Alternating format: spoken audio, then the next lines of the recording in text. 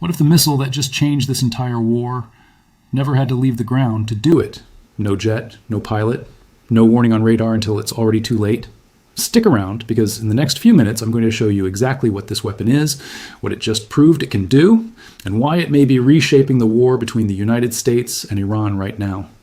If this kind of breakdown is useful to you, hit like before you scroll any further, and if you want to actually be there the next time a story like this breaks, subscribe and turn on notifications, because this war is moving fast and most channels are days behind it. Let's start with where things actually stand, because you can't understand why this missile matters until you understand the shape of the war it just stepped into. This conflict didn't begin last week. It began back in late February 2026, when the United States and Israel launched a coordinated campaign against Iran that came to be known as Operation Epic Fury. In the opening days of that operation, CENTCOM said the U.S. military used more than 20 different weapon systems across air, sea, land, and missile defense, and within just over 4 days, nearly 2,000 Iranian targets had been hit. Iran didn't sit still. Officials said Iran fired back with more than 500 missiles and roughly 2,000 attack drones aimed at a range of countries aligned with the United States. Iran even claimed to have used its Fata-2 hypersonic missile for the first time in that stretch of fighting. This wasn't a skirmish. This was one of the most intense, sustained exchanges the region has seen in years, and it happened in a matter of days, not months. Army technology +2. Think about what that opening stretch actually looked like on the ground. 2,000 targets in 4 days is not a slow, careful campaign. That's a fire hose. Command centers, radar sites, missile storage, drone facilities, all of it getting hit in waves, one after another, faster than Iran's own military could fully track what had already been destroyed. And on the other side, Iran wasn't just absorbing the damage quietly, they were answering with everything they had. Drones by the thousands and missiles by the hundreds, aimed not just at Israel but at American positions and American partners scattered across the region. This was two modern militaries throwing their full weight at each other almost immediately, with very little warm-up. The fighting eventually cooled. A ceasefire held for a while, and then, in early July, it broke apart. On July 7th, Iran struck 3 tankers in the southern Strait of Hormuz, near Musandam, and the United States responded with fresh airstrikes on Iran that same night. The next day, President Trump publicly declared that the ceasefire was over and that strikes would resume. From that point forward, the pattern became familiar. American strikes, Iranian retaliation, more American strikes. Night after night, the campaign has continued to grind forward, hitting targets tied to Iran's military infrastructure and its ability to threaten shipping through one of the most important waterways on the planet. Wikipedia and it isn't just a two-country story anymore. Israel, Bahrain, Qatar, Jordan, Saudi Arabia, Oman, Kuwait, and the United Arab Emirates have all reported Iranian drone or missile strikes aimed at their territory during this conflict. That's 8 countries pulled into the blast radius of a fight that started between 2. Every one of those nations now has to think about air defense, about warning systems, about their own civilians, because of a war they didn't start and can't fully control. Newsweek. Now, before we go any further, I want you to really understand what's actually at stake underneath all of this, because it explains why every single missile in this war matters so much more than it would almost anywhere else on Earth. The Strait of Hormuz is a narrow strip of water squeezed between Iran and Oman, barely 21 miles wide at its tightest point. And through that narrow gap flows an almost unbelievable share of the world's energy. In an ordinary year, roughly 20 million barrels of oil and petroleum products pass through that strait every single day, which works out to somewhere around a quarter of all the oil moved by sea anywhere on the planet. Nearly all of that oil is headed toward Asia, powering factories, cars, and power grids across China, India, Japan, and beyond. There is no easy detour. Most of the countries that rely on this passage, including Iraq, Kuwait, Qatar, and Iran itself, have almost no practical alternative route for their exports. That's what makes this stretch of water so dangerous to fight over. It isn't just a battlefield, it's the narrow neck of a bottle the entire global economy is forced to drink through. Speed, commerce, +2. And when this war reignited, the world felt it almost instantly. Right after the outbreak of fighting, roughly 90% of the traffic that would normally move through the strait diverted away to avoid the danger. And when Iran began threatening ships directly, that number climbed above 95%. Think about that for a second. 9 out of every 10 tankers that would normally glide through that passage simply stopped going. Some of the world's largest shipping companies suspended their transits altogether, and more than 150 tankers were left anchored outside the strait, waiting because the risk of sailing through had become too high. Oil prices didn't just creep upward, they surged past $100 a barrel at points during this crisis, a shock that rippled through fuel costs, shipping rates, and everyday prices far beyond the Middle East. This is why a missile that can hit Iran's coastal military infrastructure without exposing a single pilot isn't just a tactical curiosity. It's a tool aimed directly at the artery, keeping this entire crisis contained or making it worse, depending on which side controls it. Encyclopedia Britannica, +2. So that's the stage. A war that opened with a massive, coordinated strike, cooled off, reignited with a vengeance, and now sits on top of the most important oil choke point on the planet. And it's into this exact environment that a weapon most people had never heard of quietly stepped in and did something no ground-launched American missile had ever done in real combat before. If you're finding this useful, do me a quick favor. Tap that like button right now, not later. Right now, because it genuinely helps this video reach more people who are trying to actually understand this war instead of just watching clips of explosions without any context behind them. It's called the Precision Strike Missile, or PrSM for short. And here's the moment that made people sit up. Admiral Brad Cooper, the commander of U.S. Central Command, confirmed in a video statement that, in a historic first, the U.S. Army had fired long-range precision strike missiles in actual combat. CENTCOM posted that the weapon was providing what they called an unrivaled deep strike capability. Cooper didn't stop there. He said he could not be prouder of the men and women in uniform leveraging innovation to create dilemmas for the enemy. Those aren't throwaway words. When a four-star admiral running an entire theater of war goes on camera to talk about one specific missile, that missile earned the spotlight. Newsweek, +2. So what exactly is this thing? Let's break it down the simple way. The PrSM is not a bomb dropped from a plane. It's not a cruise missile launched from a ship. It fires straight off the back of a truck, from systems most people have already seen in the news over the last few years, thanks to Ukraine. It launches from the M142 HIMARS, or the M270 MLRS, and it was built and manufactured by Lockheed Martin. Think about what that means. This isn't some exotic prototype sitting in a lab somewhere. It rides on launch vehicles the U.S. Army already has spread across the region, ready to move at any moment, blend into terrain, and fire again from somewhere completely different. Defense scoop. Here's where the specs start to matter. The missile is guided with GPS to navigate mid-flight, and it can strike targets from roughly 250 miles away. Its warhead is built to deliver a fragmentation effect on impact, which increases its destructive power the moment it hits. That range puts it well beyond anything a traditional artillery piece could ever dream of reaching, and it does it from a vehicle that can reposition itself again and again, hour after hour, night after night. Military times, military times. Now here's the piece that should really grab your attention. This missile wasn't born out of nowhere. It exists specifically to replace the aging Army tactical missile system, the ATACMS, a weapon that first saw combat all the way back during Operation Desert Storm in the early 1990s. That's more than 3 decades of service being handed off to a new generation of hardware, and that handoff just had its real-world exam live over the skies of Iran. The ATACMS itself had already proven its worth in more recent years, most visibly in Ukraine, where it gave ground forces the ability to hit high-value targets far behind enemy lines without waiting on air power. But even that missile had limits on how far it could fly and how much punch it carried once it got there. The PrSM was designed from the ground up to erase those limits, flying farther, hitting harder, and giving commanders more flexibility in how they plan a strike package. Defense scoop. But there's an even bigger story hiding behind why this missile was even allowed to exist in the first place, and I don't think enough people are talking about it. For years, there was a treaty in place between the United States and Russia that placed hard limits on how far a ground-launched missile like this was allowed to fly.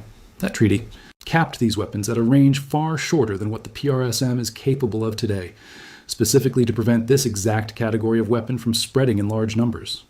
Once the United States pulled out of that agreement, the door opened for exactly this kind of missile to be built without those old restrictions holding it back.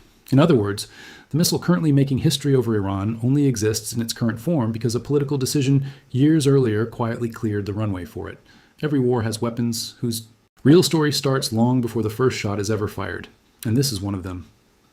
Now, let's actually talk about what Iran had waiting on its side of the equation, because you can't fully appreciate why the PrSM caused such a stir without understanding the network it was flying into.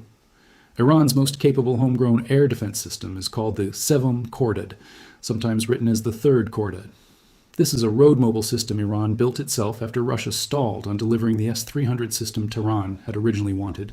It was first unveiled back in 2014, and its most famous moment came in June of 2019, when it successfully shot down an American RQ-4 Global Hawk drone over the Strait of Hormuz, an event that pushed the United States and Iran to the very edge of open war.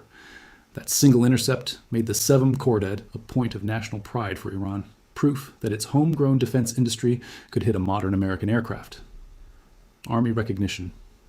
Over the years, Iran upgraded the system significantly, extending its maximum engagement range out to roughly 200 kilometers with a flight ceiling reaching 30 kilometers, putting it firmly in the category of a long-range, high-altitude air defense system.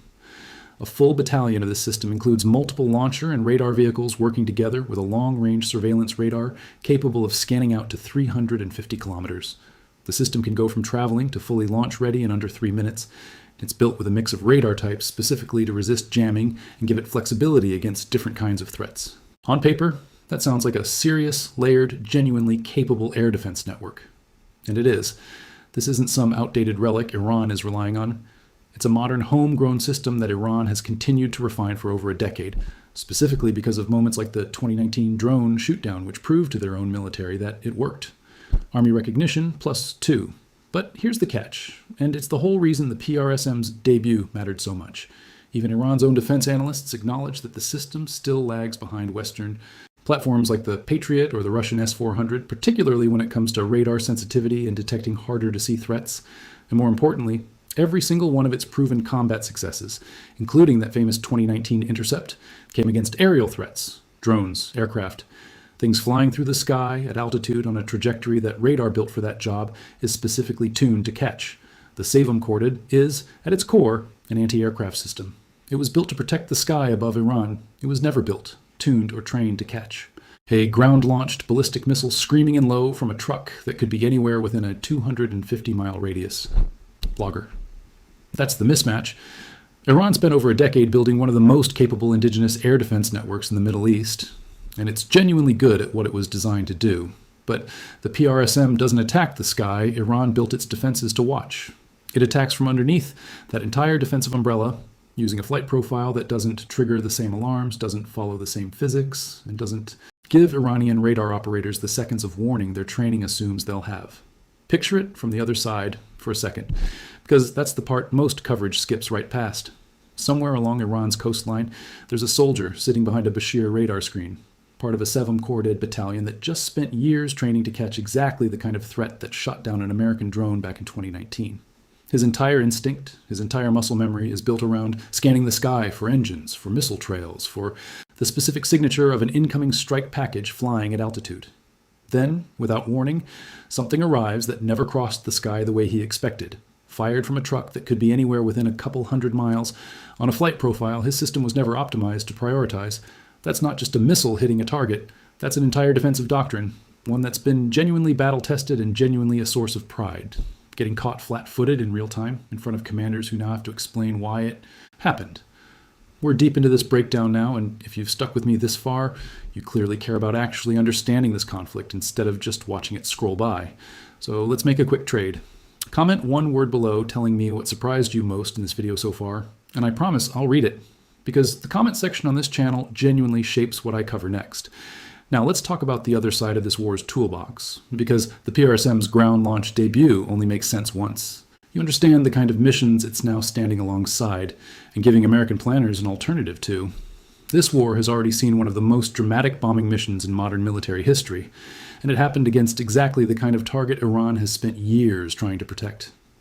In June of 2025, in an operation the Pentagon named Midnight Hammer, 7 B-2 Spirit stealth bombers dropped 14 30,000-pound GBU-57 massive ordnance penetrator bombs on Iran's Fordo and Natanz nuclear facilities, the first time that weapon had ever been used in actual combat.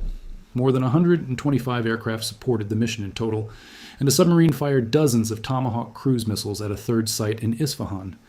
The war zone, the war zone. Think about the sheer scale of what that mission required. Those bombers flew all the way from Whiteman Air Force Base in Missouri, crossing an ocean and half a continent, just to reach targets buried deep inside Iranian mountains. General Dan Kane, the chairman of the Joint Chiefs, later told reporters that Iran's fighters never got airborne to intercept them, and that Iran's surface-to-air missile systems never even saw the bombers coming, meaning American forces retained the element of surprise for the entire mission. The bombs themselves are precision-fused, so they don't explode until they have already punched deep underground, using an overpressure shockwave to collapse the facility from the inside rather than simply cratering the surface above it. That mission worked. It worked brilliantly, by every account the Pentagon has released, but it also required an enormous, carefully coordinated operation involving over 100 aircraft, months of secret planning, and pilots flying directly into the most heavily defended airspace in the country, the war zone plus 2. And this war didn't stop needing that kind of firepower after Midnight Hammer. In February of 2026, satellite imagery showed what appeared to be fresh strikes on another hardened Iranian facility called Taliban 2, with impact points consistent with the same kind of bunker-busting bombs used against Fordow and Natanz the year before. Iran, for its part, had already been working to bury that site even deeper once it understood the kind of weapon it might be facing. This is the never-ending back and forth of this war. Iran hardens a target.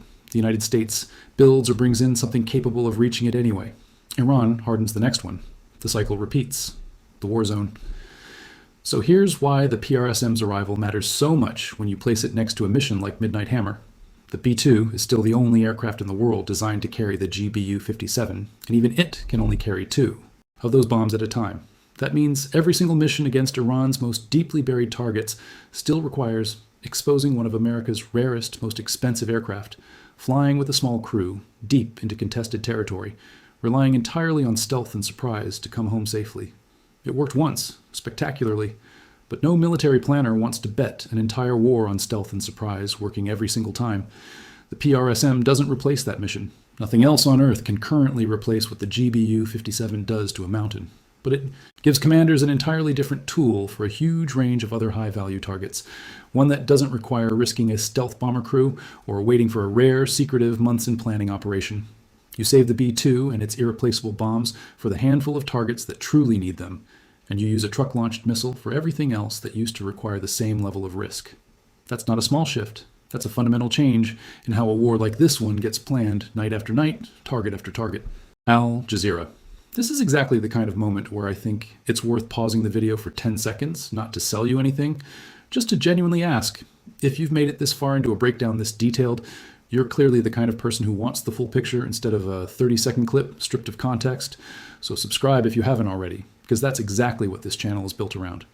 And here's the part that should worry Iran's military planners even more than what's already happening. What just made its combat debut is only the first version of the PrSM.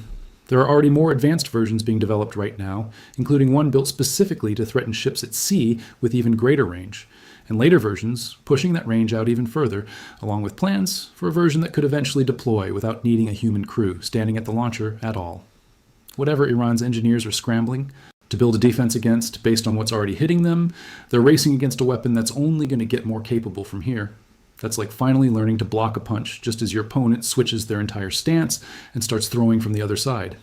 So when Iranian state media keeps insisting that the country's true military strength hasn't even been shown yet, and that any future response will go far beyond what anyone expects, it's worth remembering that this war has been full of confident promises like that, and every single one of them has been followed by another night of strikes landing exactly where American planners intended them to land. Let's zoom out for a second and talk about why this single weapon matters for the bigger picture of the entire war, because I don't want you walking away from this video thinking it's just about one missile, one bombing run, or one intercepted drone from years ago. Iran's whole strategy in this conflict has rested on 3 pressure points. Make the war painful economically, by threatening shipping and spiking oil prices, which we already talked about with the Strait of Hormuz, rack up casualties among American forces and their partners to slowly wear down political patience back home, and keep the most sensitive, most protected parts of its military and nuclear infrastructure buried deep enough that even a heavy bombing campaign takes a long time to reach them. Every one of those pressure points depends on the idea that reaching Iran's most protected or most mobile targets requires exposing expensive, high-value American assets, say a stealth bomber crew flying deep into contested airspace, the way they did over Fordow, a carrier strike group sitting within range of Iranian coastal weapons.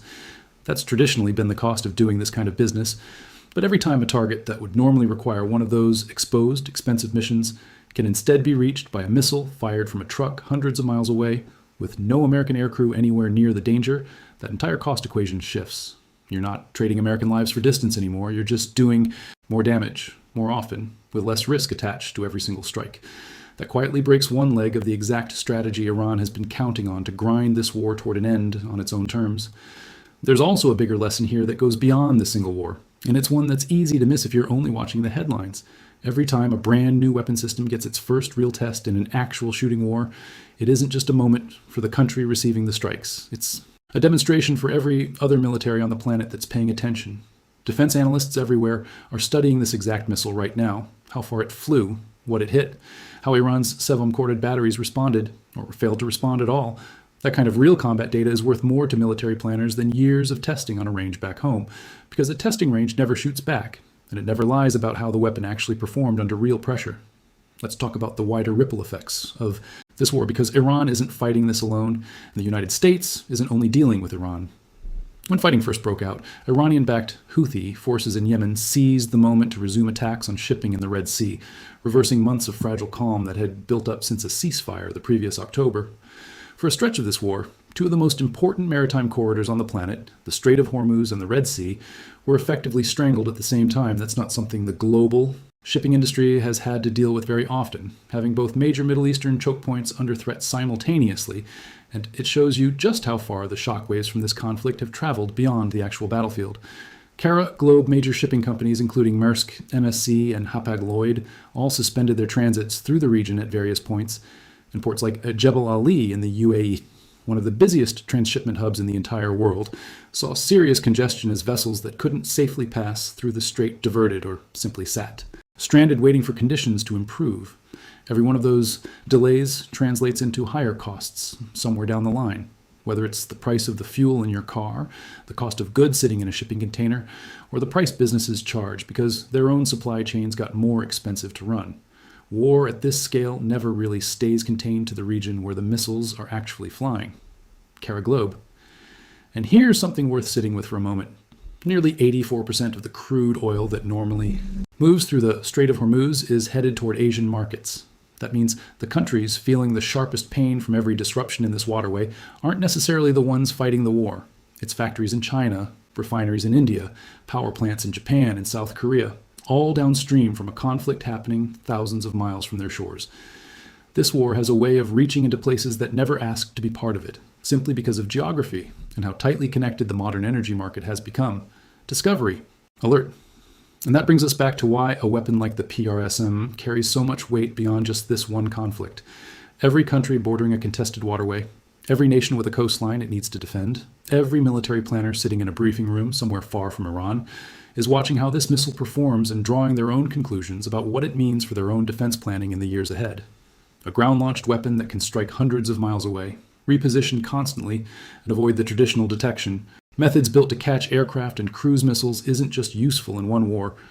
It's a preview of how future wars might be fought differently altogether, with fewer pilots, exposed to danger, and more decisions being made from the back of a truck sitting somewhere nobody expects.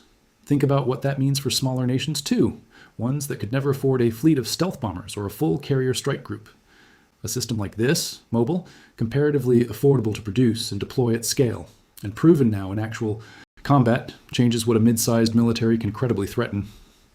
That's not a comfortable thought, but it's an honest one, and it's exactly the kind of shift that tends to ripple through defense budgets around the world for years after a single missile proves itself in a real war. If you've made it this far into the video, that tells me you're exactly the kind of viewer this channel is made for. So let me ask you directly, would you rather see more breakdowns like this one, going deep on a single weapon system? Or would you rather I cover the bigger picture of the whole war each time? Let me know in the comments, because it genuinely changes how I plan the next video. So where does this go from here? Nobody can tell you with certainty how this war ends, and I'm not going to pretend otherwise, just to give this video a neat, comfortable ending, because that would be dishonest. What we do know is this: the pattern of strikes has continued for months, not days. New hardware keeps entering the fight, and each new system tends to shift the balance a little further. The world's most important oil choke point remains sitting right in the middle of it, with tankers still weighing the risk of passing through it every single day. Iran keeps promising a response that will exceed everyone's expectations, and so far, every single one of those promises has been followed by another wave of American and Allied strikes landing exactly where they were aimed. That tells you something important about which direction the pressure in this war is actually flowing. Here's what I want you to walk away with. A missile like this doesn't win a war by itself. No single weapon ever does. But it changes the math for everyone involved. It removes an excuse.